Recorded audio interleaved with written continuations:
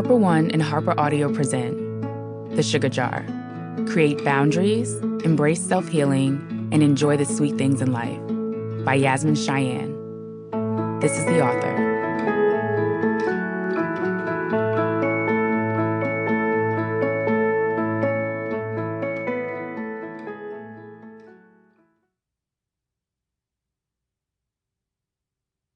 To my Jima, thank you for supporting my wildest dreams without hesitation.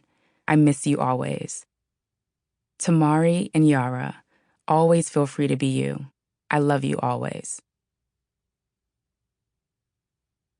Author's note.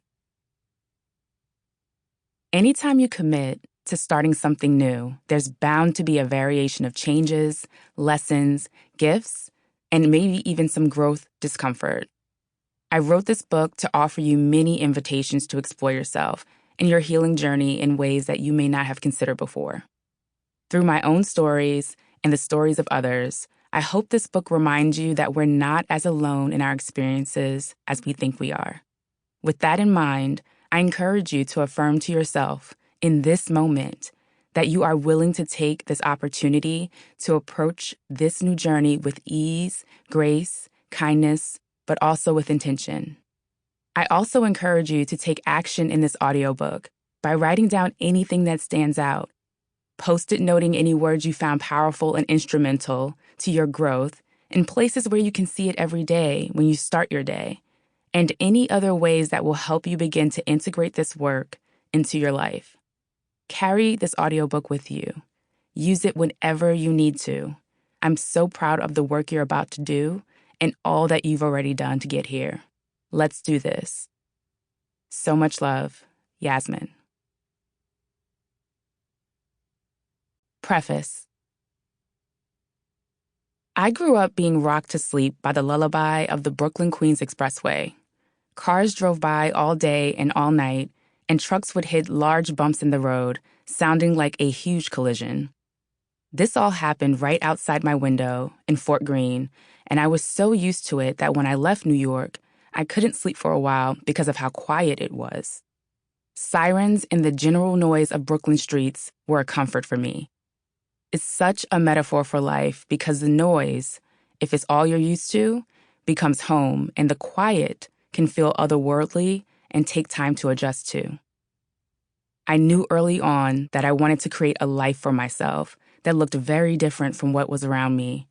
I was born with the feeling of wanting to create a life that felt as good as it looked. But I also struggled with finding people whom I could relate to growing up. It felt like there were people who were successful because they were really smart, or people who were successful because they were really beautiful. And although life is much more complex than those two categories, as a child, I bought into the belief that I needed to be a genius or a model to have a good life. This belief stayed with me, and because I didn't believe I fell into either category, I worried my dream of a fulfilling life wouldn't come true. Even though I knew I was smart, I didn't carry that knowing with me as if it was a part of me. And isn't that the case sometimes in life? Where we know something to be true about ourselves, but because we don't fully believe it or acknowledge it, we might find it tough to hold on to as a strength we actually possess. One thing I was able to hold on to was that I loved to write, and I knew that I wanted to help people, so I committed myself to finding ways I could do that.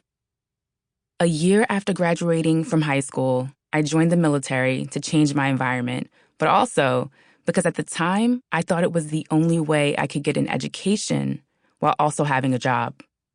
While in the Air Force, I went through training to become a victim advocate for my base and spent 2 years supporting people who'd been victims of a crime.